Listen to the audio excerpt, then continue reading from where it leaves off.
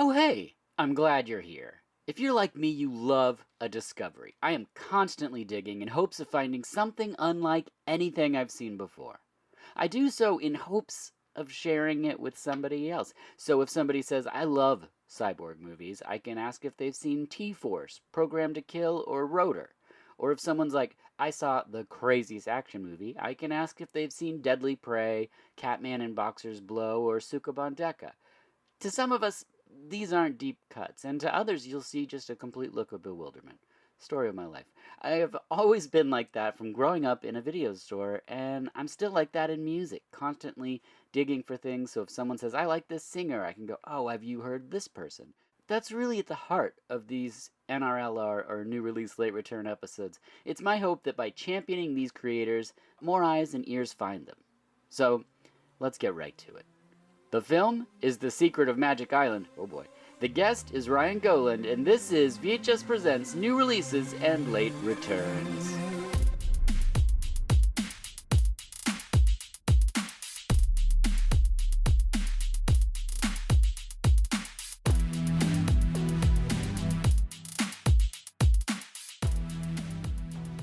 Hello, and welcome to VHS Presents New Releases and Late Returns. If this is your first listen, welcome, and weird choice.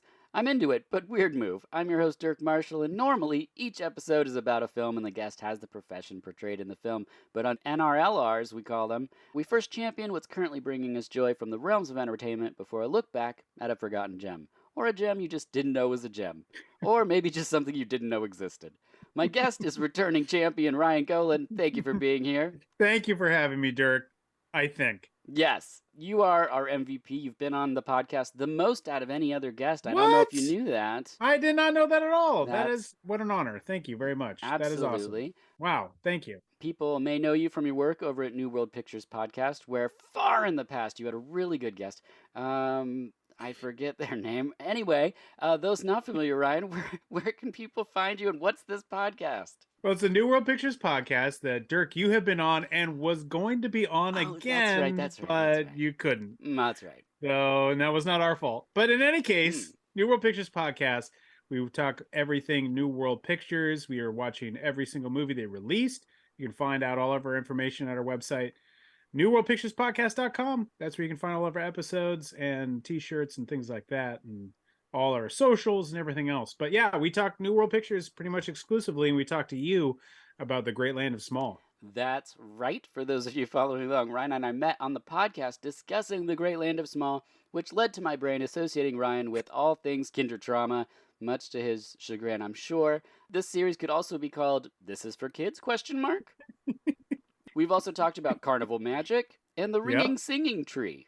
The Ringing Singing Tree, which this one reminded me a lot of the Ringing Singing Tree. Yeah. It has more DNA of that one, certainly, than Carnival Magic. If there's another kid's film that has the DNA of Carnival Magic, please find it, Dirk. We need to watch it, like, immediately. But I don't know if there is a film that dark with alcoholics and a magical chimpanzee. But, I mean, I'm here for it if we can find it. I will look. I did find this, to be completely transparent, in the same search as the Ringing Singing Tree. So this would make sense. This episode will continue this series, and I propose that if our friendship survives, that we eventually do a personal ranking of these movies. Oh, wow. Okay. Yeah. That makes sense. Okay. That makes sense. Yeah. Okay. No, I hear that. Threats aside, this brings us to new releases. So we will first start with books. Anything you are currently reading? I did not find a real book. I've been reading a lot of books, but I'm reading a lot of like books for podcast stuff because if we try to, get into a lot of history and stuff. So I did pick up for an episode, I picked up a biography by Ingmar Bergman called Images. Oh, yeah. So I'm only reading like the chapter of the movie that we're talking about. Okay. I'm not reading the whole thing just yet. I mean, I have it and I can, and it's a very light read, but I mean, right now I'm only reading that part. And I'm reading lots of books, but they're all for the podcast. I just bought like a couple ones, but they're for reference for the podcast. So it feels like a cheat if I say I'm reading it because I'm only reading bits and pieces, but no, that's fair. That's totally fair. I have a number of books that I read one section of, and I was like, that's what I bought it for, and I should get back to it. I don't know if I will. I just have one book. It's called The Clackety by Laura Senf. Bought this off the recommendation of Rebecca McKendry on Colors of the Dark podcast. My daughter's always been into spooky stuff, and we're now kind of edging more into like ominous territory. She's curious about Wednesday and Stranger Things and Sure. that sort of stuff. And so I'm just super excited to read this with my daughter this summer. I tweeted that, after buying it, and Laura responded that if Adeline likes it, she'd send her a bookmark or a name card. And Oh, that's awesome. yeah, and I just think that's a prime example of why it's important to like champion artists, authors, musicians, For creators. sure. One, it feels good to shout out other people's efforts selflessly, but also it's an opportunity to like interact with the people and they feel like their stuff is out there and you can share that you're going to, partake or read it or whatever. Free stuff aside, of Yeah. I course. mean, if Ingmar Bergman wants to posthumously send me a bookmark, I would be very appreciative. Tweet at him. I mean, he's on there. He's on there at Ingmar_Bergman. He couldn't get just the name is weird. 69. Yeah. Because I mean that's his style. That if you've seen a film of his, you know Mhm. that's how he go. That's how he rolls. Yes. Gallows humor, that guy. Yes. The premise of this book is a girl lives in the seventh most haunted town with her psychic aunt who goes missing, and so the girl must venture into the forbidden slaughterhouse where she meets a shifty creature. I read the first chapter just to prepare. I like to do voices, and so I was like, I want to see what I'm getting into here. Good call. Yeah. Yep, get informed, and it's great. So that's this summer we're starting it. Super excited. So The Clackety by Laura Senf is my. That's smart. I have read the first Harry Potter book to both my kids. I just leave out anything about the author's current Yeah. political. I thought you were just going to name a character. I just leave out Harmony or whatever. Yeah, her I leave. name Yeah, is. I leave out Hagrid. I just don't care for him. No, I do all the voices for that too, Yes. and like I have done the wrong voice because I don't prep in advance. Perfect. Oh, I'm just reading as I go, and it'll just go to a line of dialogue, and I'll just have to assume who it might be. So I'll just do it, and I'm like, oh, it's not that person because Oh. it'll only say it later. I've done that many times. You're a wizard, Harry. They don't seem to complain. I'm reading to them. Come on. Right. Yeah. It's just a fun activity.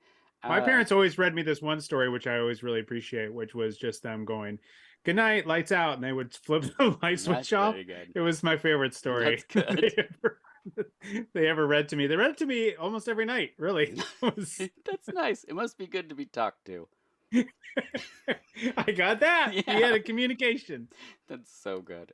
I could hear them through the wall, so I knew they were there. That brings us to music.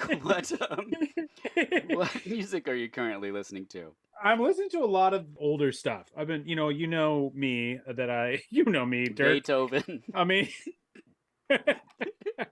no, you know that I buy a lot of records, big physical media guy, but I did get an album, which is kind of like a super group, if you will. It's not a super group. It's a group called Crushed. One of the guitar players from Softkill and the vocalist, the singer from Soft Temple Kills of from Portland, Angels. so that's great.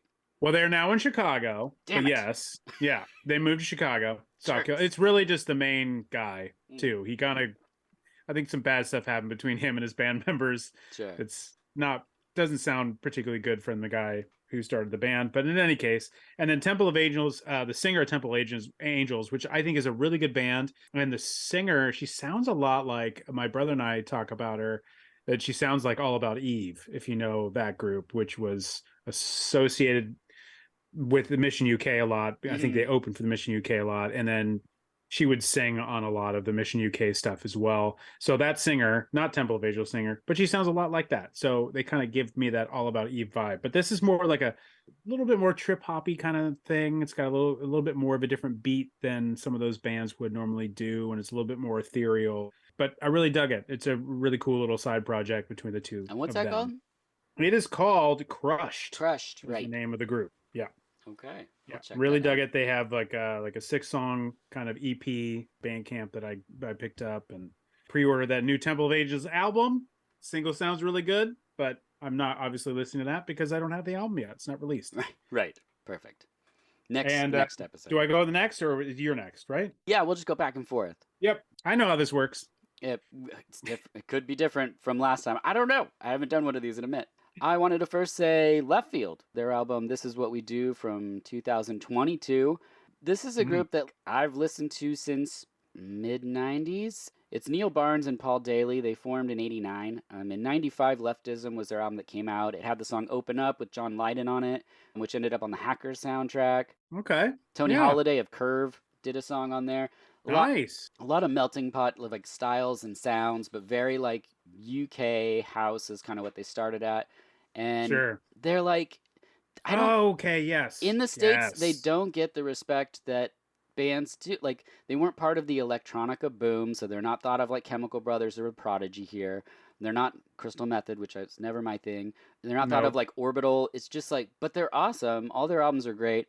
They did the song Shallow Grave on the Shallow Grave soundtrack that had Yes, they Chris did. Yes, Eccleston, that's exactly how I know which them. rules. They I did, love that fucking song. That song yes. is awesome. One More Hit on the Train Spotting soundtrack. Their music's been Mm-hmm. on Go soundtrack, the Beach soundtrack, Vanilla Fuck yeah, Sky. dude. Yeah, that's how I Um, know them. here, Got it. yeah, here in the States, they rule. They broke up in 2002.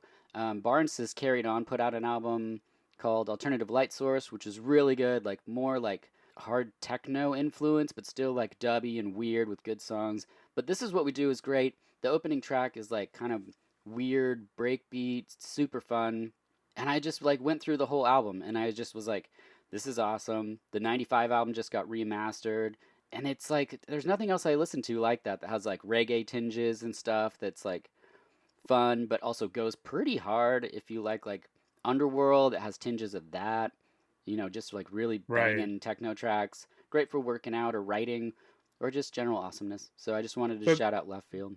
they have a new album, you're saying? Came Like out in 2022? 2022. Yeah, This Is What We Do. But it's not both guys. It's only one of the It's dudes. only one guy, but honestly, the difference between the albums in the 90s and the albums in the 2000s, it still feels like a progression of the same group. There's nothing really missing because they were the producers and they would bring in vocalists. So you don't really notice that much difference. Rhythm and Stealth is their second album in the 90s, and I love that album. That album is fantastic, but very like cold, very different than the first album.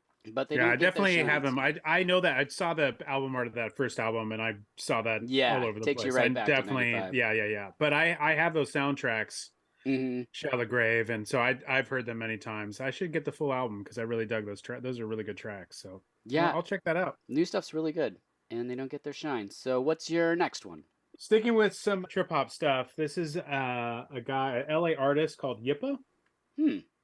Oh yeah. and it came out in 2020. Sunset in the Deep End, Whoa, and they're still doing it's it. yeah, he's still doing it, and I really dug his stuff, and then he came out with this record, or rather, I think this was like I didn't buy it in 2020. I bought it a little bit afterwards, but I just saw that he had a record, so I Hmm. was like, I was just buying, I was just like getting his stuff digitally, but buying it, everybody, because I support artists. I give my daughter shit because she listens to stuff on Spotify, and I'm Hmm. always like, yeah, that's cool. I listen to like their albums because Yeah. I appreciate the artists I listen to and I support them. But that's cool. Though I'm sure they're happy for that 60th of a cent that Yeah. they just got from your listen. My daughter's like 12. She's like, quit giving me shit. Yeah. Oh, that's fair. Um, so this is a really good record, kind of really cool trip hop stuff. It's an awesome album. This is a double LP. It doesn't really need to it's not like it has that many tracks, but it's just kind of a better quality to just Hmm. not have so many tracks on the album. And I really dig it. Glad he's here in LA. That's so cool. I didn't know they're Yippa, still doing it. So that's still great. doing it. Yeah. I love it. Speaking of still doing it, Godflesh just released a new album called Purge, and that just came out. It's brutal, it's hard, it's intense, it's angry, it's noisy, it's Godflesh, and I absolutely love it. They're on tour. They're one of those things like Justin K. Broderick and Godflesh. He just always was doing something different. I remember being in this punk record store, and there was a CD that said Techno Animal on it. And I was like, well, I listen to techno. Maybe I'd like this. And then in the corner, there was a little sticker that was handwritten on there by the owner of Green Noise Punk Rock Store. And it said, like, from Justin K. Broderick of Godflesh. And I was like, well, I'm buying this. And it was like the craziest, noisiest thing. There was one track that was just 9 minutes of one German sentence looped over and over and over and over with like grating noise behind it. And I was like, I guess this is what I listen to? Like, I don't know. And then he got into like hard techno stuff, and the Godflesh things got very bizarre and breakbeat and sampley and dubby. And I just have always enjoyed their exploration, and I'm so stoked that those two dudes are still doing it. And you can go see them stand on stage playing their bass and guitar in front of a drum machine. It's just like the same as watching the movie Hideaway. I love it. So anyway, that's Godflesh Purge. It's out now. Anything else? One more last thing, which is like a classic one that I just never thought I would get on record. And I happened to find this one. This is definitely a reissue because they barely put this out, but this is the Chameleons UK. Whoa. This is the last EP that they did, which is Tony Fletcher Walked on Water. And I absolutely adore this one. And it's probably one of my absolute favorite Chameleon songs. Is It Any Wonder? And I've been wanting this on vinyl. I actually do have the CD of this, which was rare enough because that was the original release and they only made a few thousand. Yeah. But they repressed this and I was like, I don't give a shit. I'm getting it because I love this EP so much. And I love the Chameleons, big fan of them. So I've seen them a couple times. Now, though, it's really just the singer called Chameleon Vox, just Mark Burgess, really. But I did see them when they reunited and in the late 90s, I think, or early 2000s. And they did like an acoustic tour because they did an acoustic album. Not why I was into the Chameleons. Yeah. But I was like, I got to see them. But unfortunately, it was that acoustic record. And they're really known for having really, really great guitar. It's sort of very like a lush guitar sound. And that's what you really get into them for. And that's what this album is. Super good little EP. So if you haven't heard the Chameleons, also called the Chameleons UK, because we have that Chameleons, the USA Chameleons, which we all know. Right. I didn't want to compete with that band, or get confused. If you haven't heard the Chameleons UK, listen to them. They're super, super good. And one of my absolute favorite bands. So getting that EP was, I've just been listening to it nonstop. One more time, the name of the EP. Oh, Tony Fletcher Walked on Water. Tony Fletcher Walked on Water. And then there's a bunch of laws after it. La, la, la, la, la, la, la. Okay. But Tony Fletcher was the name of I believe, their manager. Okay. But this was like what they were recording right before they split up. They did that basically until they came back and did an acoustic record. Okay. So, yeah. I have one last one, and I was thinking of you when I was throwing this on. I don't know if you're a fan or not. Curses? Okay, great. So they had an album in 2022 called Incarnadine, I think is what it's called. It's basically like, I use these terms: Cold Wave, Joy Division, early Wax Trax network records, mostly male vocals, but also some female guest vocals. It feels so in the pocket of like that 80s clubby, like a drum machine going and then some reverb vocals, and it's so comfy and in the pocket. I love Curses. Are they German? Nope, it's American, I think, Okay. and it's Okay. either I'm looking at the wrong Curses. that or no. There's a bunch of different Curses, but Incarnadine is the album from 2022, which is kind of a bunch of singles. Is kind of how they do it. They release a bunch of singles and then it's an album.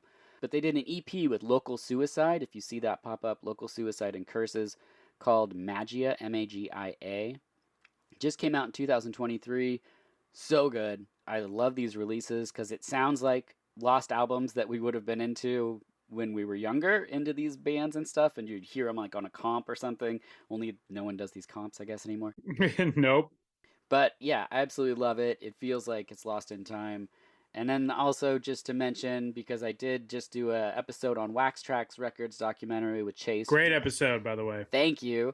Yeah, love that episode. He sent me some releases that weren't part of my collection and some Yes, he posters and sent them. stuff. That's awesome. I got a stack. It was really awesome. Funny thing cool. is, it came at the same time as my Father's Day present that I don't know what it is, but my wife and daughter got me something from Wax Trax. So there was a box that said Wax Trax Records, and then on top that was a box from Chase from Recon. And I was like, that's so weird that it's the same day.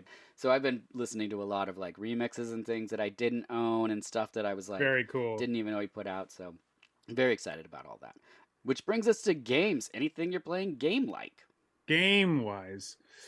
No, I mean, our son is very into sports, and so I play a lot of... Rugby. No, FIFA, but thank you for thinking he would be into rugby. Sure. He's into obscure stuff. Ping pong, Sure. rugby, Yep. I lie. Like, he's into all the odds and ends. Mhm. No, he loves basketball and soccer games, so we play that quite a bit. And so when I turn it on and play any games, it's usually because my kids are around and Hmm. playing. Except when it comes to Minecraft, I know you play Minecraft. Yes. I let them play Minecraft. Yeah. I don't get in on that, but I appreciate that they like to build stuff, and that's Yeah. cool. That seems great. My games are all like I have all these weapons and I get to destroy and kill people. So that's the stuff that I like to play. Yeah. I don't play that with them per Sure. se. Yeah. They're still just a little young for us to get into that stuff. But I played a little bit of Halo with my son, Yeah. but yeah, that's kind of all I've really been playing: FIFA and NBA 2K, kind of Nice. some of that stuff. Some of your favorite games, I know.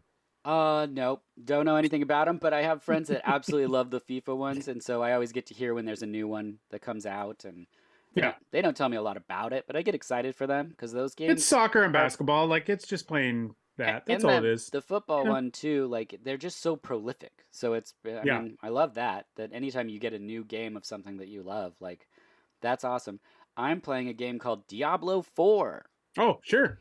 Yeah, I Yeah, never played any of the other ones, but me neither. my two friends that play the games are like, "We're getting Diablo 4." And I was like, "I guess I'm getting it."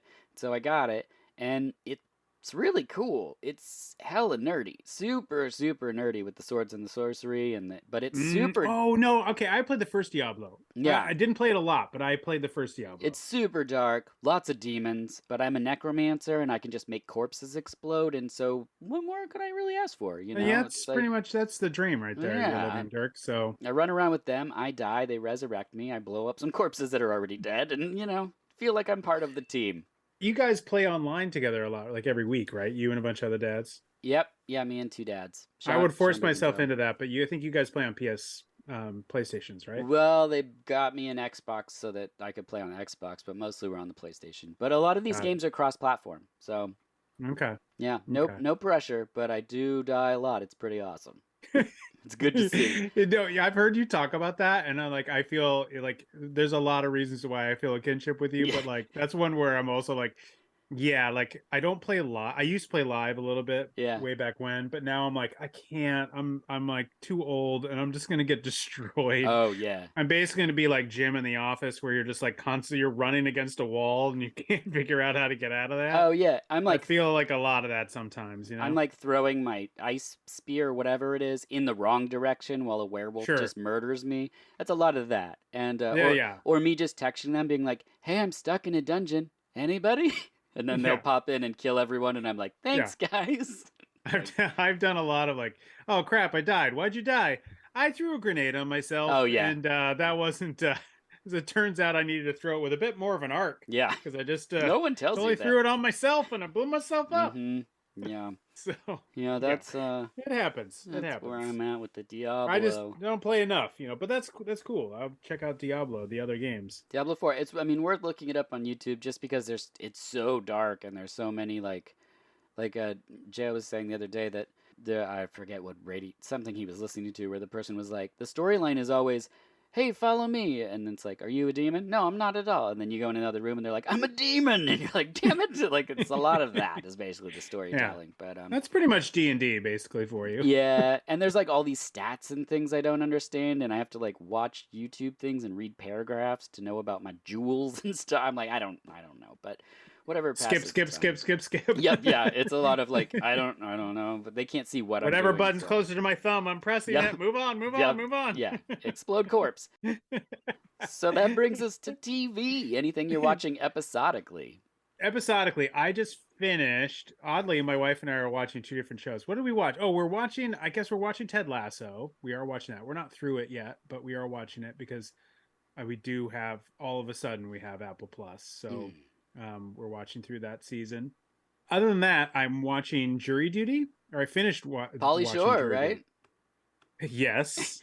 Also, episodically, I mean, all the Pauly Shore movies I saw in the theater. So I'm just gonna say Jury Duty and The Army Now, Biodome, Oh, all those I saw in the theater. Son-in-Law, saw them all. not Pauly Shore is dead though. That one a little later.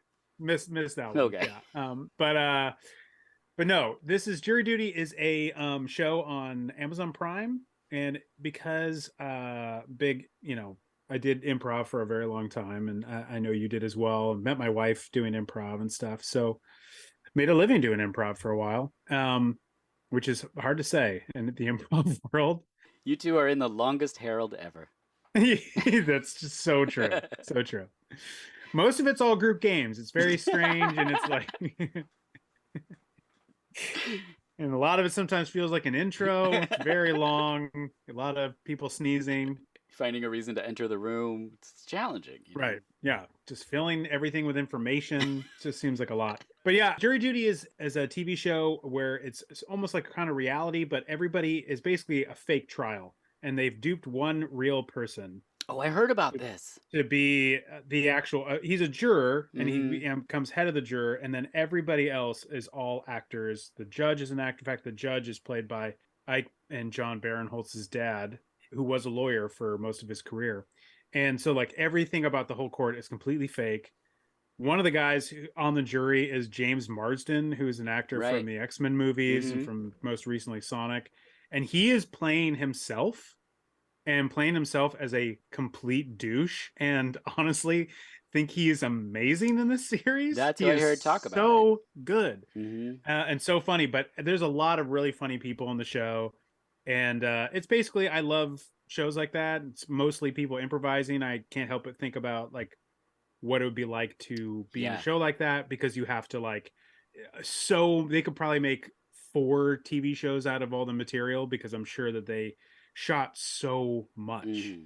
And so I watched through the whole show, and what's really cool is at the end they do the final episode is them telling, okay, they've told the guy, and now they're gonna like go through everything, and then following that they do a whole the rest of the show and do commentaries, which is actually on Prime, so you can watch all the cast like doing commentaries on the Whoa. episodes.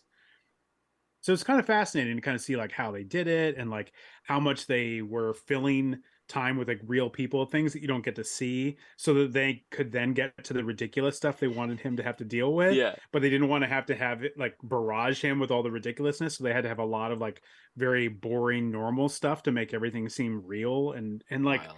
it was fascinating. I really dug the series. I mean, it was very funny in parts. It's also maybe could have been a bit funnier in parts, but like, I thought as an experiment, I thought it was really cool and interesting, and I would definitely give it a recommend as a series. Jury Duty All on right. Prime. Yeah, I heard Marsden on some podcast. Maybe it was Conan O'Brien or something, but he was talking about the process of that and how much he loved it, and being Mm. on that show. So yeah, I want to check that He out. looks like he's having a blast, Yeah, yeah. and I have to think like, just because they sequester the jury, so they put all the jury like in a hotel, so they all have to kind of live there, Mm-hmm. and it's constant. Like, I love stuff like the Ollie G show and stuff like that, because old improv teacher of mine, or a coach of mine, kind of told me that there's like 2 types of improvisers. There's the ones that will never break ever, and they're the ones that will break a Mm. lot.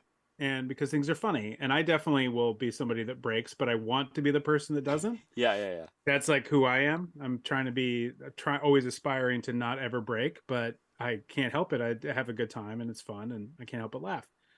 And to do a show like that, you can't laugh. Mm-hmm. You can't laugh at all. You have to continue with it. And I gotta think that is so hard. Yeah. And I think Marsden is loving the challenge of having to constantly do this stuff. Plus, they have people feeding them stuff in their ears. Yeah, Like, it yeah. has to be just so much work. But he seems like he's just reveling in it. And yeah, it's a cool show. I definitely think it's worth checking out. That's awesome. I am not watching anything that great. We've been watching Oh, The Lost Kitchen. It's a show on Max about a restaurant. You know about this one? I've heard about it, but Okay. I no longer have. I gave up on HBO, so Yeah, we stopped, I gave but it's right still before Max, yeah, right yeah, yeah, before yeah. it turned to Max. Still going. We're just every time I turn it on, I'm like, still got it because we ended it. But it's a Oh yeah, restaurant yeah. in You have until like your billing cycle or yeah, whatever. it's Freedom, Maine is where the restaurant's located in the middle of nowhere. You Hmm. mail them postcards. They pick from the postcards, and you get to eat at their restaurant.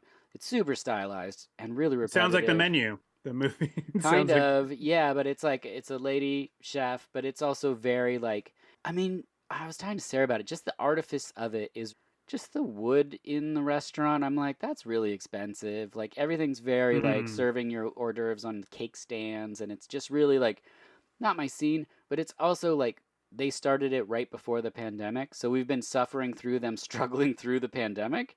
Um, Oh, So some of it's like sort of emotional from a witnessing standpoint because we remember going through it and we lost a lot of our friends' restaurants during the pandemic. Sure. But then coming out of it, we're like get over it. Like it's just we're just like come on, like let's just move on from it. So it's a love hate watch kind of thing, and no judgment on their performances, but it's just like all right, well any show where it's like we don't have potatoes today, so we're gonna have to do carrots. Mm, I'm thinking maybe a carrot soup, and you're like I don't know if I need to be watching this. Do I need to be watching this? I'm not sure, but we still are. So if that Sounds sounds like my own struggles yeah, with dinner. right, right. Ooh, no potatoes, kids. Who's in for carrot soup? The natural next step. That's what we've got. No mashed potatoes tonight, but what I can offer you, I could make this soup. Anybody? All right. carrots, huh? I've got pizza Brothy? rolls. Who Snack wants of brothy? pizza roll soup? Dad, we could just bake that soup, I said. Why don't you steam the soup? That's all we're doing. You know my thing, and it's soup. Which brings us to movies. Any movies we're currently watching? Yes, I had a bunch of friends over the other day, and I just programmed a bunch of movies, and we all watched them because I had some time to myself. Love it. And I watched Rappin', Fantastic. Mario Van Peebles. Yeah. This is great. Yes. Yeah. I had not seen Rappin'. It was going to be the third Breakin' movie initially when Canon was making this. They couldn't get the original guys back from Breakin' and Breakin' 2 Electric Boogaloo, so they turned and made it Rappin'. Turbo and Ozone had a bit of a fallout during the second one. Yes, they did. And because they pushed that second one out so fast. I don't blame them. As my buddy Josh said as we were watching this, he said, I think this movie hates rap. And I cannot agree more. This movie feels like a bunch of middle-aged white guys said, let's make a movie about rap. Mm-hmm. Especially there's a particular track about a snack break, which is That's one of my favorites. the best. Yes. I mean, it's hard to beat. A guy who goes to seems like the back of a restaurant or a back of a grocery store where they're like bringing then they have all these vegetables, and he gets super hungry because he's a large guy. Yep. And apparently that's all that large people do is In the just get hungry 80s. for more. But he got vegetables he gets very excited for. They sing a whole song about how he wants to have a snack break. And then they feed him cake, which they had to have brought because it's a whole marketplace full of vegetables. They don't have any cake there. They had to have just brought that along, hoping they would break into song about him wanting to eat. But Mario Van Peebles raps in it a lot. Yep. He's just a guy who likes to go around and rap about things sort of off the cuff and help his neighborhood out. And he sort of becomes a star. It reminded me a lot of the New World movie Body Rock, which is, again, all in that 84, 85 period. This is sort of late cycle where everybody was trying to do like a break-in movie or a rapping movie, or hopefully, if you're really doing it right, a break-in and rapping movie, which Body Rock is part of that. And I don't know, had a blast with this. I saw the ratings on Letterboxd and I was like, oh, I may be one of the few people who enjoyed rapping because a lot of people were not happy with this. But I thought this was super, super fun. A lot of really cool people in it too. Kadeem Hardison, Eric LaSalle, a lot of people like starting out, and they go for it. Eric LaSalle goes for it in those rap songs. And the rap songs, I will not I'm not saying this as some sort of aficionado on rap music, but it is not good. It is not good. It is really cheesy, bad rap music. All right. Yeah. But I cannot tell you how much fun I had with rapping. It is a blast. Well, I mean, it might not have been the best rap songs, but they were rapping. They were rapping. Right. So the title does not lie. Nope. Perfect. So you've seen it, right? You've seen it. Yeah. Oh, yeah. I mean, rapping, the breaking movies, Beat Street, I mean, Crush Groove, all those. They were a big deal. It was huge. Yeah. And, my brother, 5.5 years older, he was very into breakdancing. We had matching windbreaker outfits. We put the cardboard on the back deck. I was popping and locking. He was more floor work. This was the 80s. So, yeah, these movies were huge. Yeah. Together, you covered the entire spectrum of moves, I'm sure. Pretty much. As far as white kids in Oregon could learn from movies and music videos. Yeah. We did shoot a music video in the garage to the Dragnet rap. and I Oh, was wow. Yes. I uh, know you know all the words of that. yeah, I was the pagan guy. So I got to like they grabbed me and threw me Nice. up towards the Nice. camera and I did the whole part. Anyway, so movies. I rewatched Lethal Panther from 1990. In a war for gang supremacy, two beautiful female assassins are given the ultimate target, each other. Directed by Godfrey Ho. It was a rewatch. I Okay. Okay. yeah, I Sounded like just a Godfrey Ho movie. it is. I just wanted to watch it again, and so I put it on the YouTube. And what I was really doing is shopping on eBay because I want that Blu-ray, but I'm not paying $46 for it just to have a case. And I know it's the same Yeah. version they burned onto a disc, and I can't. I come really close. My birthday is coming up, but I just said no and watched it on YouTube. And it's two female assassins. There's lots of gunfights and stuff. It's not mind blowing, but it is very fun and enjoyable for me. So that's Lethal Panther 1990. Also, Lethal Panther 2 is also the same. I don't know what's going on there. But do you have any other movies? Oh, yeah. Another movie I watched with my buddies. Big fan of this one, The Demolitionist. Ooh. Now, this is a movie that was directed by Robert Kurtzman. This is his debut movie, I believe. This is before he makes Wishmaster. Right. This is a movie he does basically for free for producer Donald Borchers, because Donald Borchers was approached by Robert Kurtzman, Quentin Tarantino, because they had the script for From Dusk Till Dawn. And they felt like it was a lot like Vamp, which is a movie that Borchers produced. Mm. So they went to him. He set up a deal for them and in a different studio for a lower budget. And then all of a sudden, Miramax, of course, says, wait a minute, there's a Tarantino script out there. Come on back home. They offered them a much better deal. Ah. So they went back to Borchers and said, hey, if you just kind of say back out of this, I'll do a movie for you for free. And he said, I like the sound of that. Yep. Go ahead and take From Dusk Till Dawn. And we get The Demolitionist, which is Nicole Eggert as a cop who gets killed, but is brought back as a cyborg by Bruce Abbott. He's in the Demolitionist. So he kind of is the one who turns her into, which happens an hour in. A lot of it Yes. is dealing with like the villain. The villain is played by Richard Grieco. His second in command is played by Tom Savini, who barely says a word, and when he does, is for some reason dubbed. And it feels like they basically shot this movie with a lot of blue lights or gels anyway. Yeah, we got a lot of gels. So it's at night, so let's light everything in blue. Yeah. So this movie is very blue until sometimes they light hallways in red and orange. But mostly it's very blue. And it's just a very silly movie with lots of people show up. Bruce Campbell shows up for like a minute and says one line. There's a lot of people that jump into this. I actually saw this on YouTube because Donald P. Borchers and Kurtzman were doing like a live YouTube viewing of it. And we interviewed Donald, so he invited us to watch it. It's still on his channel, his YouTube channel, if you want to watch it there. This is a German Blu-ray that I imported after watching it because Perfect. I was like, I must own this. This is amazing. This one is just a total joy. I love Lady Cyborg movies. Yep, me as too. you may know. And this one's just awful. It's so dumb and wonderful and very cheap. There was supposed to be a big fight scene with a sword fight between Tom Savini and Nicole Eggert that they did not have the money to shoot, so they don't. Oh.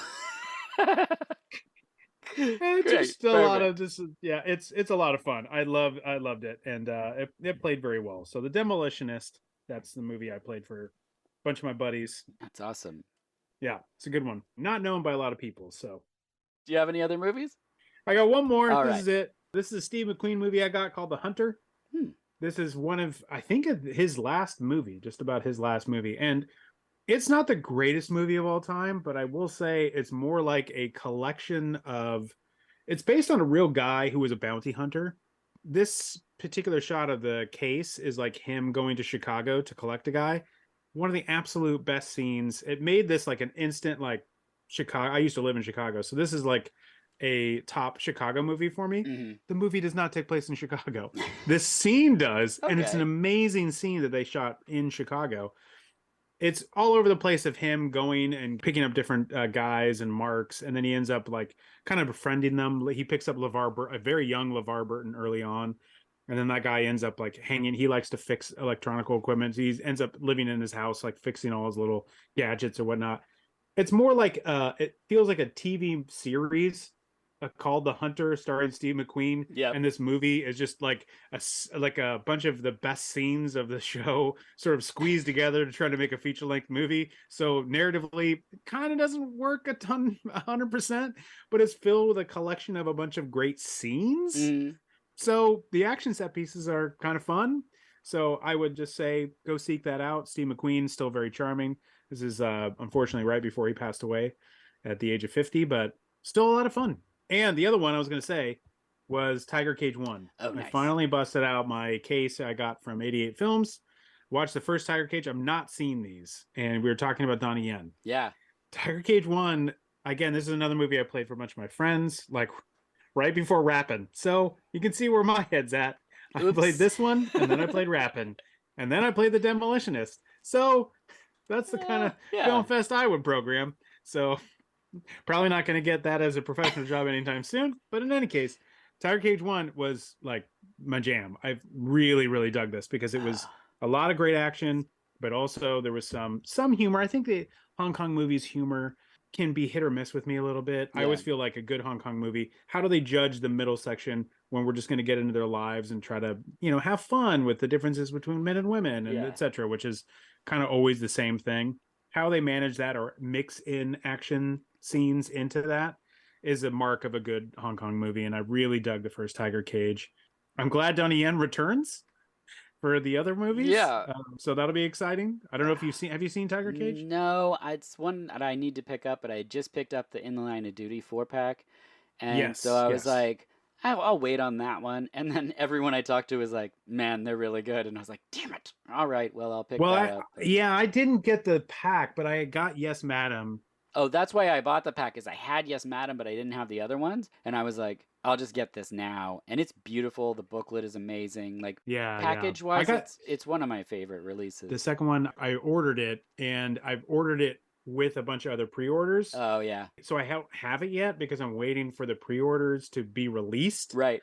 so I can then get it. But so now I'm like, I guess I'm buying them all individually Right. because I've already bought the first two. So I'm like, oh boy. I'm sure you've seen the Arrow video store box set that just came out. That I just ordered it. Yeah, so I pre-ordered it through Arrow because I'm like, I'm gonna get it first. And then Diabolic puts it. I mean, everyone has it in their hands, so I Yep. emailed Arrow to be like, hey, the thing you released, like, when do I get it? And I got a reply today that said, we don't have it. We don't know when we're getting it. Do you still want it? And I'm like, what's happening?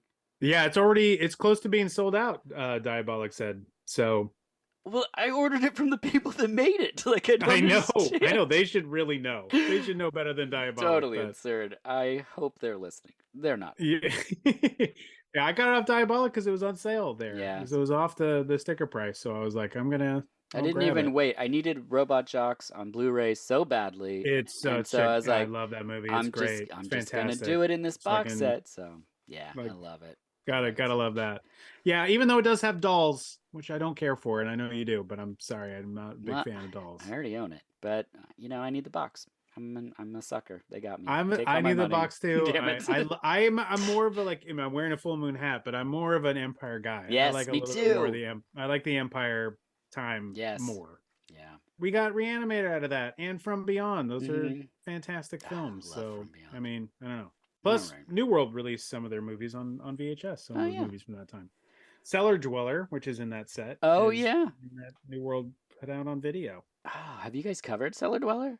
Not yet. We did cover Ghost Ooh, Town, I love a which Cellar also is Dweller. from Empire Cellar at that Dweller time. was almost my first episode of the podcast.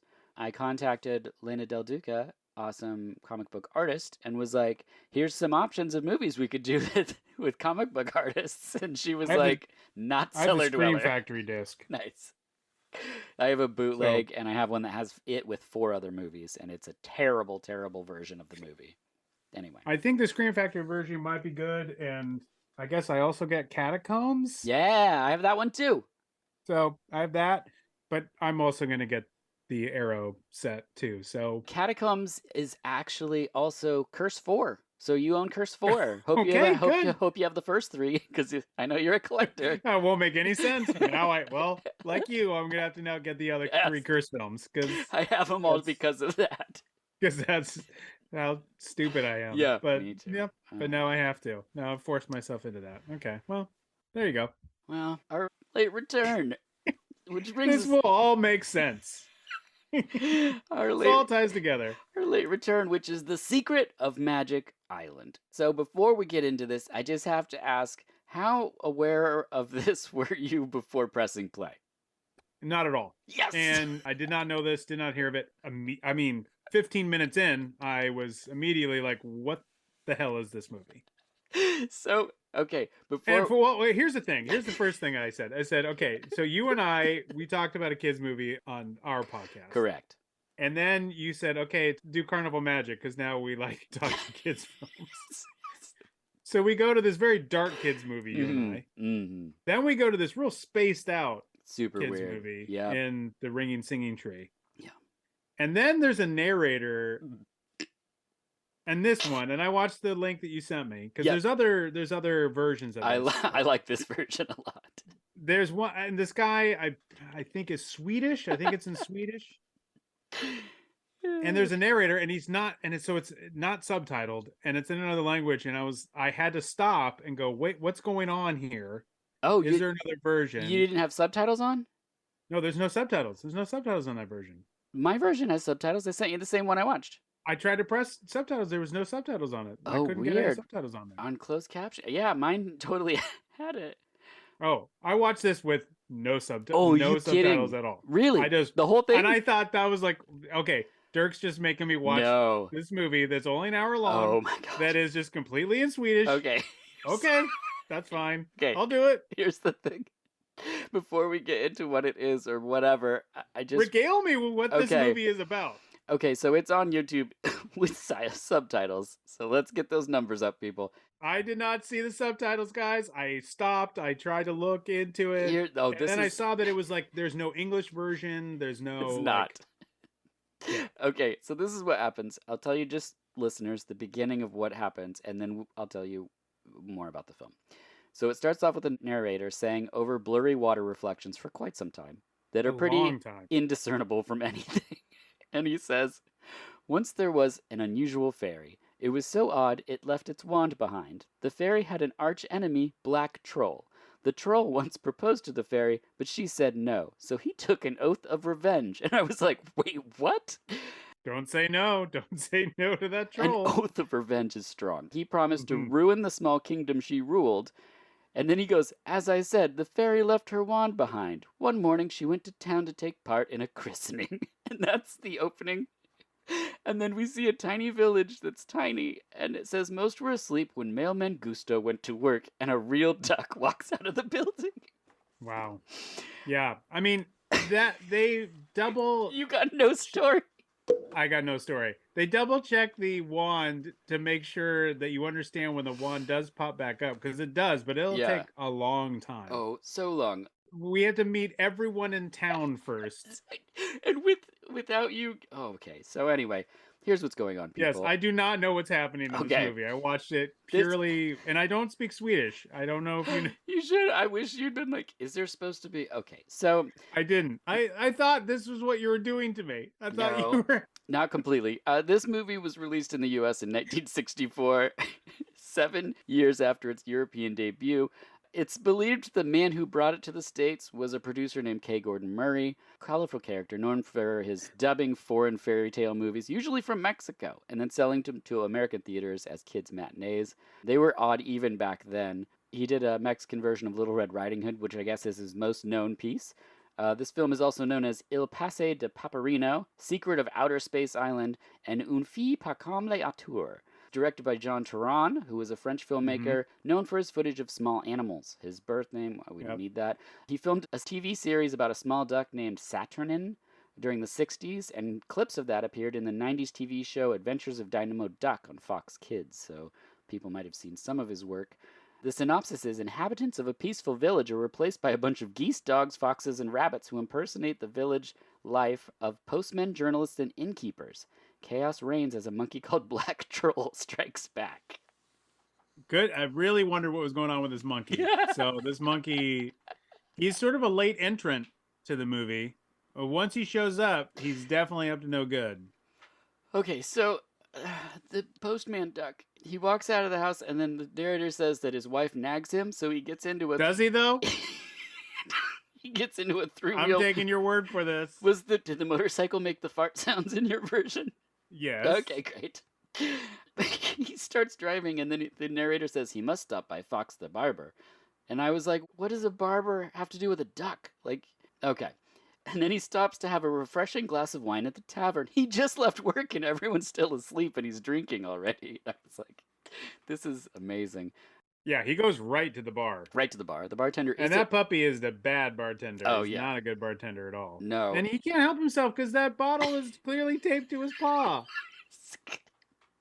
There's people, so you're picturing it. He's in a bar set that is very ornate, complete with a pool table and everything. I mean, they go for it on the set design with everything. I'll Oh, give him yes. that, for Yeah. sure. They talk about the market, he says, and the carnival people are arriving soon. And I was like, we get carnival people? I cannot wait. And then the dog pours the wine with its paw, and I fell off my chair. I could not believe what I had found. We're introduced to a sleeping dog in a bed with an alarm clock. He's an inventor, in case you were wondering what was happening at that point. And the alarm clock is tied to a tiny bucket of water. I've wondered the entire time, Dirk. I wondered all of the time what was happening. I had no idea. And the bucket of water dumps on his head, and he eats some toast. Back in the bar, it says Gustav wanted more wine, but he was scared of his wife. It's still 7 in the morning, and this drunk male duck, it's really... They're also dropping off the mail mighty early. I guess that's what happens when you have animals for postmen. But... Yeah. So he drives his scooter now. He's had some wine. We see a rabbit open shades, so the sun wakes up all the babies in bed. And then the narrator says, oh dear, people said Julius had too many kids, and that wasn't nice to hear.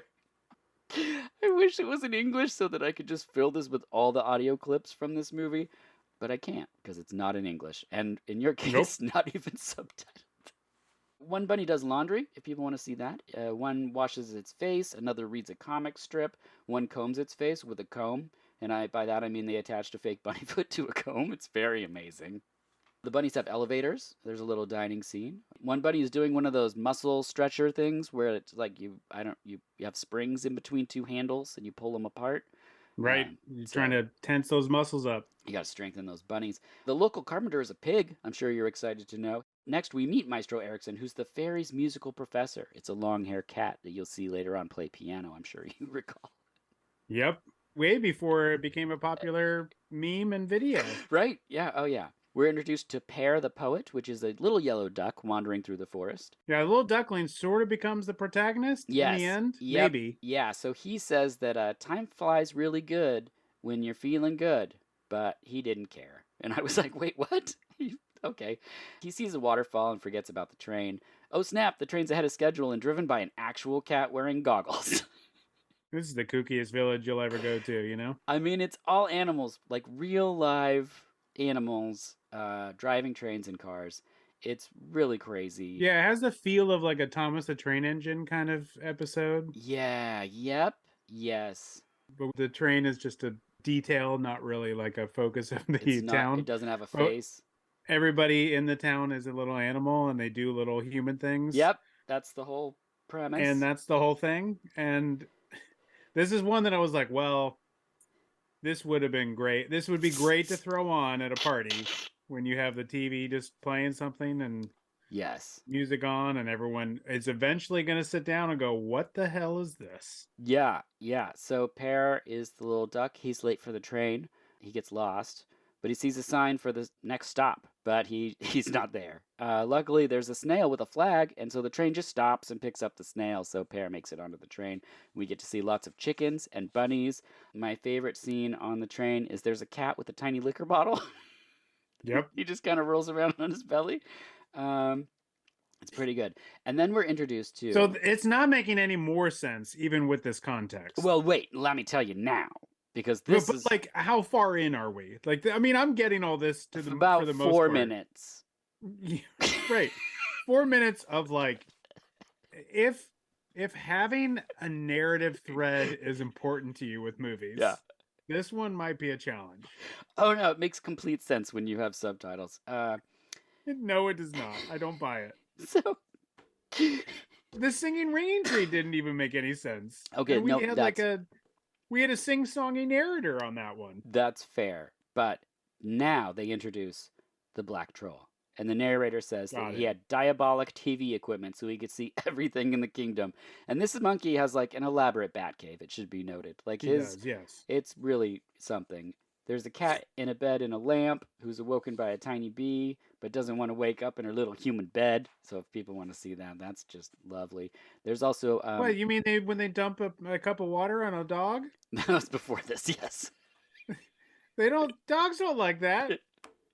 I could tell as a dog owner. I'm like, that Well, dog was unhappy with that scene. it ate some toast right after that, so I think that it forgot. There's a bunch of birds that are their It neighbors. did not forget. Believe me, that toast, it did not forget. It was like, thanks for the toast, but also, I will never forget that you doused me in water. Right. The birds with gaping mouths singing a song is the most terrifying part for me, I think. Oh, it 100%. goes on for a long, long time. It comes back towards the end, and it's like one of the final notes of the movie, and it's like, okay. Crazy. I mean, my wife has a bird, and Right. I married into this bird, and it's still alive. It's like 20 plus years old. Right. Been around forever. Her bird does not like me, and doesn't like any of us but her. And I am so used to that damn chirping. Oh. For our own podcast that we podcast in another room, I Mhm. can hear that bird. I have to like sometimes mute all of our mics in between chatting because you can hear the fucking bird. Oh my god. Oh, birds, they make a lot of noise. Yeah. Boy. And if they chirp in unison, yikes. No thanks. Yikes. Yeah. The animals start making the town festive for a carnival. Mostly they try to eat the decorations that they're putting up around town. And then we see a pig with large testicles. Next we So carnival is what they were doing. Okay, that makes sense. Yes. Next we meet Maestro. I did watch all this movie without any subtitles Yes. in a foreign language. Yeah. Well, I'm trying to fill it in for you right now. I know, but I'm just trying to say I thought you were playing a prank on me, and I endeavored to watch the whole thing. I love that. Yeah, So. no, I really appreciate that, and it makes all the text make a lot more sense. Next, we meet Maestro Pretentious, who's a famous painter, and it's one of those small sad dogs with the floppy ears. I don't know what they're called, but he's painting a goose. It's a Cocker Spaniel. Okay, perfect. Yeah. The thing I don't know if you got, but they give you the name of every single thing you see in this. They don't just tell you its profession, they also name it. I was like, what is this, the MCU? Do I need to know all of these characters? It's like, here's... I definitely didn't get that because I don't speak Swedish. Perfect. Because so I definitely did not get all the names. I did get some names. I mean, I heard some names the way they sound. They're like, here's so-and-so. She makes dresses. I wasn't noting the names because I was, again, it goes from... Yeah. Everybody in town. So for a long time, I was like, who is this about? What is going on? I get the monkeys up to no good, but I don't really get anything else that's happening and who I'm supposed to even follow. Because we don't get into the duckling being the main character for a bit. We're not even 15 minutes in. A bunny rides a scooter through town, starts putting up posters. We see a bunny knitting, which is always a treat. So fun. The carnival drive is a van driven by a bunny who's using a stick shift. Who doesn't want that? I mean, stick shifts are hard for human beings. Right. Imagine a bunny. But something's wrong. The black troll is observant in his dungeon. He says, I have an idea, he muttered insidiously. He says, hocus pocus, and then suddenly he explodes onto the road and he's driving his own car and he's disguised as a baker, they say. Something that me with the subtitles was like, is he though? I don't... Oh, did not get the baker thing at all. He's still just the monkey. Yeah. Oh my gosh. And then they say that's when the misery started. And I was like, I feel like Ryan texted me right when the misery started. I texted, yes. I texted you a good ways in. And partly it was because I was like, Dirk, you're making me watch this movie.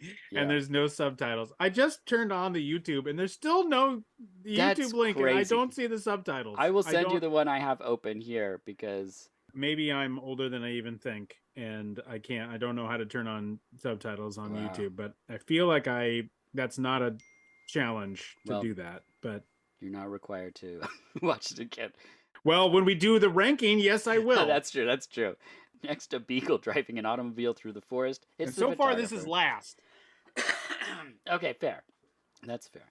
The train arrives, and Pear falls in love with Barbara, who runs a puppet theater. The poster winks at him. He throws a flower at the poster that catches it. Sure. You saw that part.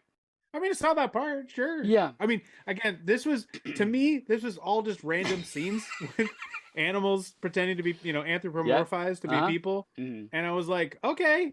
But Yeah. it all seemed weird and random. I wrote a lot of the stuff down. Yeah. Okay, I did write animals love carnivals, no surprise. Yes. Yeah. Fruit salad. I thought that this was all just Fruit salad. Yeah. a little throwback. I love the owls reading the cards of the duckling. Hold on. We're getting to that part. Oh, okay. Oh, sorry. I'm jumping ahead. Well, I just wanted to acknowledge... I'd hate to jump ahead and confuse anyone. Yes, I just wanted to acknowledge that this Pear, the poet, who does not do a poem in the... Well, I guess he kind of does. Anyway, sees a poster, hallucinates that this lady loves him, and then goes after her. As well as the beginning premise of it, where the fairy says, I don't want to marry you to the black troll, and he's like, I swear vengeance. And it's like, I don't know if these relationships are really great for children, but no. This would not be fun to watch as a kid. No, it's scary. Really, Yeah. I think. It would be weird. It would weird you out, particularly if you were super young. Yeah. And I think that that's the only age you could watch it. You'd have to watch it like 6 or 7. Yeah, over 40, it plays weird. Yeah, it definitely does. If you go too far, you're too old for it. Mm-hmm. And then you're like, I don't want to watch a bunny pretend to be a person or a dog or whatever. Right. But if you're too little, like, this is nightmare fuel. Yeah, and I guess it's aimed for children, even though we start off with christening being... I mean, that's in every kid's film. They're always like, who doesn't love a christening? So next, the duck heads into a building. It's an animal-sized building where a cat's playing an organ while a dog watches. The cat plays a top-secret song, which reveals the fairy wand is hidden there, which is a flawed way to... I mean, we hid it in a piano. Guys, don't play the song, all right? Just don't. And the cat's like, got it. This one. Also, cats and dogs really got along in this. Yeah. Which I appreciate. There's but, a lot of didn't that, seem yeah. real. Didn't seem real. Sure, that's true. Well, then, Pear is still into the puppet lady, so he takes a shower. We get to see the duck take a shower. And he has his mind on Barbara. But then the black troll hates love, so he's like, I'm not going to let this happen. And then the photographer dog runs over everyone in a car. He's just, I think he hits geese. It's very strange. I wrote, though, that dog is a hell of a photographer. Yeah. I mean, he took a lot of really great snaps. It's true. I mean, he had some really great setups. Oh, yeah. Like, I mean, we should start an Instagram account that's just that dog photographer. You'd have a lot of material. Mm-hmm. He did a lot of pictures. A lot of good ones. My favorite scene is probably the fox styling the chicken's hair. Solid one. It's sure. a lot of, I mean, they're drying the hair, they're combing the hair, and by hair I mean the fluffy feathers on top of the chicken's head. Yeah. He washes the chicken's head with his little fox paws for like 3 minutes, and I started to feel bad. Then a goose tries on many hats in a scene that's probably 3 minutes long of just a goose head with different hats on it. I mean, it was a hell of a photo sesh. It really was. It's just, couldn't find the right hat. I think that's when I then followed that note with certainly fine. This movie is certainly fine if you are tired of the exhaustion that comes with narrative storytelling. Well, next we see bunnies playing pool. I was like, we're just into a photo session of a dog. Yeah. I mean, even from what you're telling me with the narration, yes, this doesn't need to be there. None of it does. Not necessary. No. The last 15 minutes are the actual adventure part. I don't know what any of the rest of it, other than this. The rest of it's just a big prelude to the end. It's just a man being like, could a fox wash a chicken's head? I bet it could. And the thing of it is like this is hard to do. Yeah. Like you're getting all these animals. I mean, he's making it look very good. Like they're doing all these like human stuff. You know, this was like take 50. You know, to get some of these shots. It's a lot. They're animals. Oh yeah. But this guy worked hard on this fucking weird and it's, movie that makes no sense. It's one of those that I bet David Lynch loves. Like I bet he was just 100%. You know, yeah. He invites friends over and he's like, "Want to see a movie?" And they're like, "Not this thing again."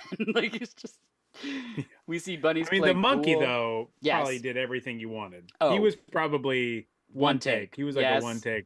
Same. You know. Yeah. He was like does the take, walks over, smokes a cigarette, waits. He comes because he does a lot of like this, where he looks out from a wall. He's great at that. Got his hands on the wall, and you're like, he did that on cue. They're Yeah. like, action. He was like, What? and they were like, Yeah. fantastic, we got it. Nailed Moving it. on. Yeah. Bunnies play pool for a while. We see a pig drinking wine, and then one of the pool balls lands in the wine, and I was like, that's almost a joke. It almost made a joke. Almost. Yeah. You know? Pear, the delusional duck, seeks love advice from the carnies, who are owls. This is the part you were talking about. They're Yep. live owls. And next we see Barbara, but the black troll is like, I can't let this love happen again. There's a ton of animals at the carnival. There are rides with animals on them, including a hot air balloon with live animals just floating into the sky. Because that's what you do at a carnival.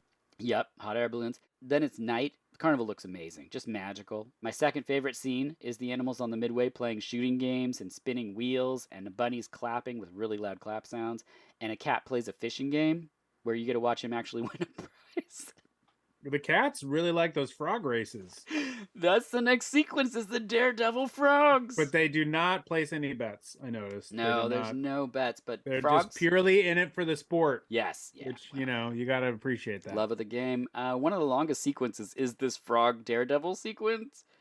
And my favorite shot is a bunny just smoking a cigarette. Just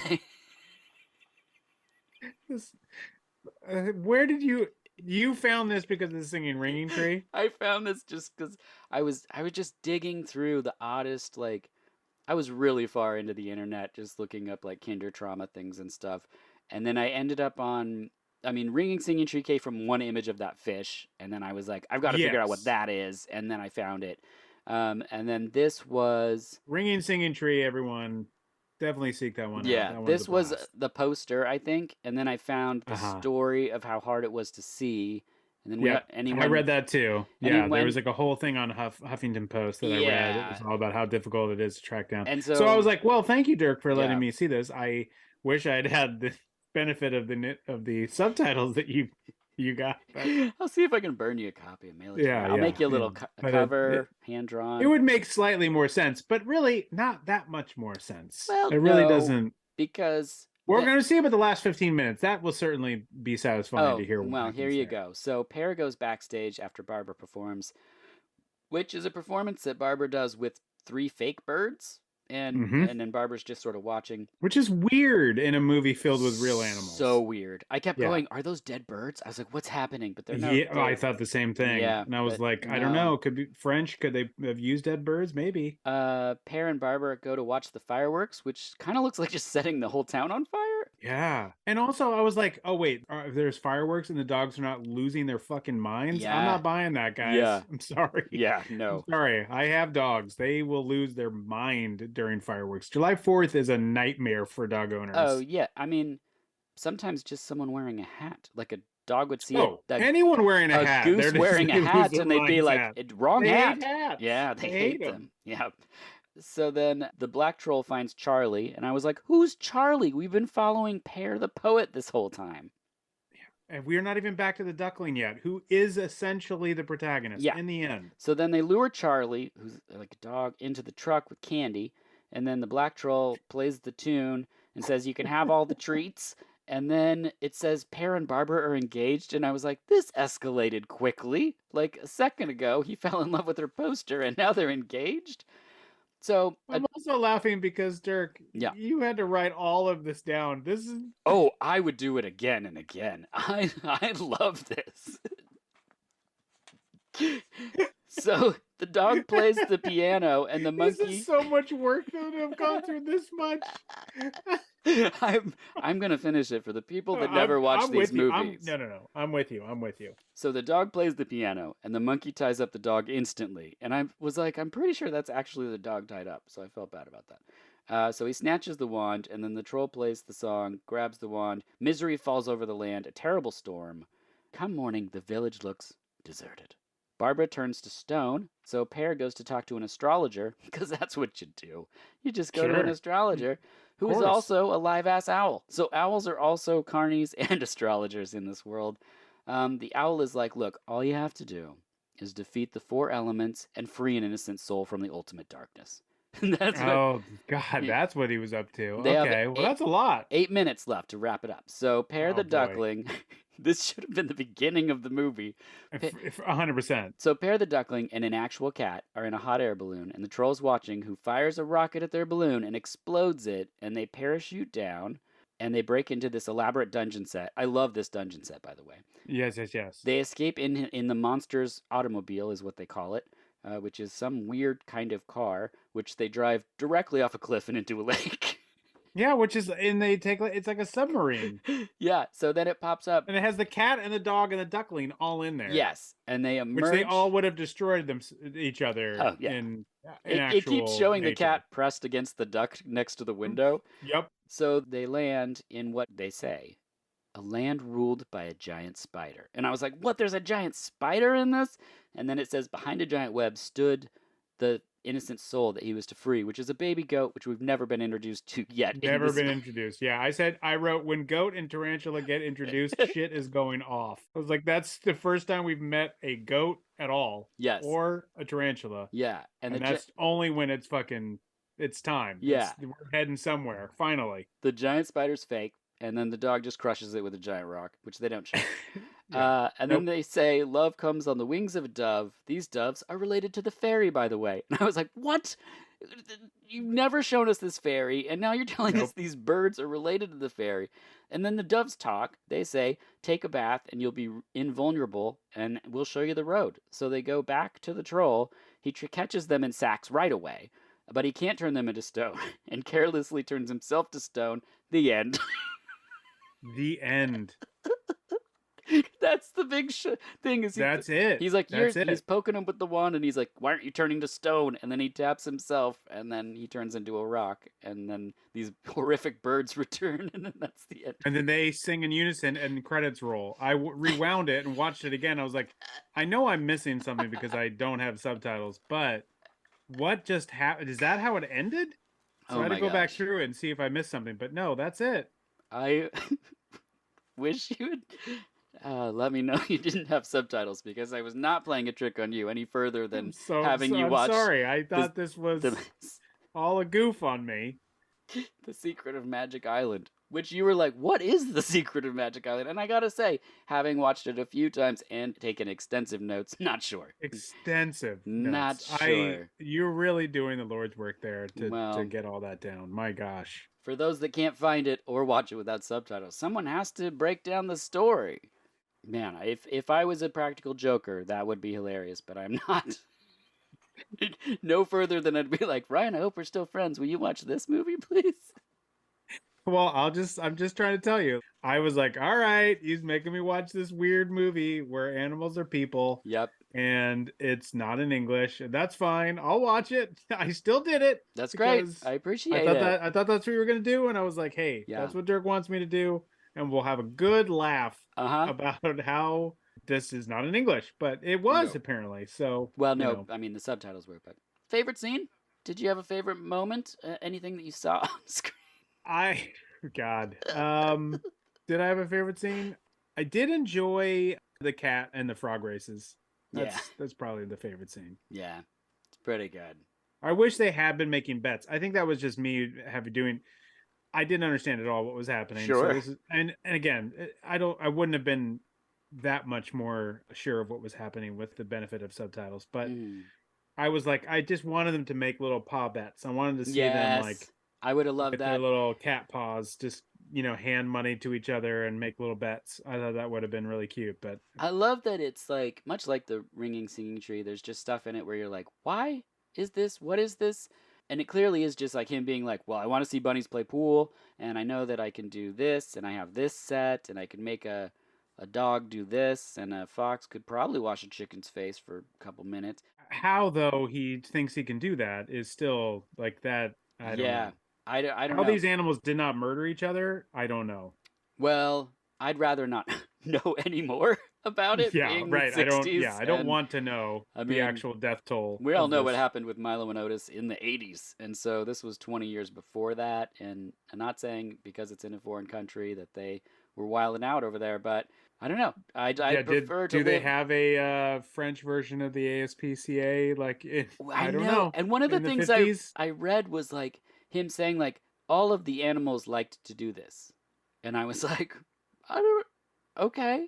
I mean, Do they though? they I seem mean, into it. There wasn't one shot of a dog where I was like, they didn't like that. He doesn't really want that treat. He wanted that he didn't treat. like the water on his head. I'll tell you that. Well, I think maybe it's. As a dog owner, I saw the dog being like, "What? Oh, Oh, I don't well, like that shit." I misread his body language, I guess. So I'm gonna go pour some water on some dogs and see if I can get a better read on the situation. Just walk around your neighborhood with a cup of water.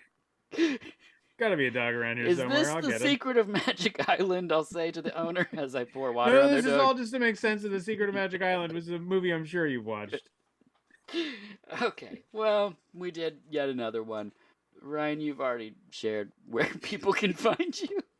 Landing the plane in these episodes is the hardest because it's like, well, that's Especially after that one, because that's my that. lord, I mean that one, it has such It's a lack of narrative sense. And then once it sort of settles in with the fact that there is this wand, yeah, which you can tell there's something going on even without any subtitles, and you know something's happening, and you know the monkey's up to no good because you know that for a long time. It sure. keeps looking around corners, and you know something's up. But when it ends, it is like so fast. They spend more time, as you said, on that fox Washing a bathing the chicken. chicken. Yeah. You know, there's more time spent on the frog races. There's nothing that they don't spend any time on the end. That's the one thing that I think is really interesting is like all of it seems to be set up to be like wash the chicken's face, like bunny brushes its cheek or whatever, cute stuff. But then during the frog sequence, there's like stakes where it starts off with one frog on a moped motorcycle and then the frog is on two motorcycles at once. Yeah. And then there's a part where three frogs are like in a pyramid and it's supposed to be like they're riding around the outside of like one of those great balls of death things is what they're implying, where I was like, I mean, he's really trying to amp up the tension on this thing that like Yeah. we don't know why it's happening. We don't know why this is going on. And like again, it is a trippy movie to watch. And Yeah. I'm glad I saw it because it is like this, It's hard to see. you know, It's hard it's hard to see. There's no English version of it that anyone can No, find. yeah. And it's been a big like, cinephiles like hunted this thing down and are trying to find this thing. So I'm glad I got to see it. I'm very happy that you got me to watch it. I'd be 59 more minutes. interested to see it with subtitles. So that will be Well, the next step. Yeah, when we rank them, that's when it'll. Yeah, when we rank them, I will have to rewatch it. And again, it's very short, so Yeah. it wasn't like it wasn't a ton of time to like watch something that was in another language. Hmm. For a while, they said they had a Dutch version, and I was like, I'm definitely not watching the Dutch version because this doesn't sound Dutch to me. Mm-mm. This definitely sounds Swedish or I don't know, Norwegian of some kind, Mhm. some sort of Scandinavian language. Yeah, it's not French. Not French. Despite- Definitely not French. Despite being a French-Italian co-production, I think. But... Yeah, I mean, it was dubbed in other languages, Right. But there's no word on whether or not it was ever dubbed in Man, English, and if it was, imagine- nobody. Imagine that job. Oh, Where oh like my one day God. you're doing a toothpaste commercial or something, and the next you get the. And in terms of like weird, random things happening with animals as people, this is your flick. Oh, yeah, you know, this number is one. you can't do better than this one. I'll tell you that. Wall to wall. And every time I gotta say, whatever that means for me, anytime something happens, I was like, this is pretty great. I would like to meet the person that has watched all three of these movies that we have talked about as a child and see Oh, how they God. have gotten up. Yeah, see how they're doing. Are Uh, you okay? Are you yeah. doing all right, That's the sir, madam? that's the Texas Chainsaw Massacre prequel that needs to be. Oh. What made him this way? Oh, it's just these renting these Yeah. movies. I don't know. Leatherface watched The Secret of Magic Island many times over as a child, so very normal person. He wasn't torturing animals. He's trying to get them to ride motorcycles and comb their faces. Right, he's just putting them in hot air balloons and letting them float up into. Oh my gosh. All right. Well, Brian, thank you so much for watching this. Thank you. I'm sorry I didn't see it with the subtitles. Oh, I feel bad, but not too bad, really. I feel bad. I didn't get to see it with the subtitles. However, from what we've watched thus far, I don't yeah. think it is outrageous Perfect. for me to have thought Dirk wants me to watch something in another language. That's okay. Well, just 6 more till the ranking. So it's just. We're so close. We're so close. We're right there. We're right there. You got to do a good 9. You got to do a good You're 9. right. You're right. Should probably be 9. Yeah. Anything you have coming up right now? Anything you want to plug for New World Pictures? please listen to us. We're in the midst of our June gloom. We had a May where we talked about Marvel movies released by New World Pictures. New World Pictures, for a time, owned Marvel. And my brother, who is one of my co-hosts, hates Marvel movies and does not watch them. So I made sure we had a whole month of it. So he was forced to watch Marvel movies released by New World Pictures. So that was a good time. One of our more successful months. And then we leapt into June gloom. That's right. And some very obscure dramas and what I call the saddies. That's what we're watching during June gloom. And New World Pictures put out a lot of them. We had our first episode about Heart of the Stag, a 1984 New Zealand film. Oh, yeah. But we had a great guest, Lindsay Wilkins at the Schlock and All podcast, came on for that one. She told us a lot about New Zealand. Always so there's great. a lot to learn about that. We're doing a bunch of sad movies. Saint Jack and Cries and Whispers is coming up. So please listen to us try to struggle through these dark movies. And then into July, if you're listening to us then, we're doing sci-fi July. So we'll be doing some sci-fi movies such as Hell Comes to Frogtown. Oh, amazing. Yeah. I can't wait for that. Yeah, that'll be fun. So we're going to have some fun there. And we're doing a lot of theme months. It just keeps things really interesting for us. And we like kind of organizing things that way. It's a lot of fun sometimes to do it at random, but it's easier to think about it as a theme. Yeah. So I really like that we're doing June gloom, but it's definitely a sharp shift from superhero movie. Hey, we're committed to this. Watching every movie from New World Pictures. It's more fun to kind of put them in these kinds of little themes for us and kind of like attack them as a group. You know, New World Pictures put out a lot of foreign films. And so June gloom is a great time for us to try to like get through some of those and get some of the dramas and stuff like that they put out, rather than squeeze them in between like a nurse's movie and like Hellbound, you know? Yeah. So which might be fun for some to have it that random. I get that, but we're trying to kind of look at these all at once. And I will say my brother's been a lot happier talking about these sad movies. Thank you so much for being so giving with your schedule. I was like, I really want to have this conversation as quick as possible because I look forward to these little laugh fests that we have. So thank you. Until next time, I'm Dirk Marshall, and this has been VHS Presents New Releases and Late Returns.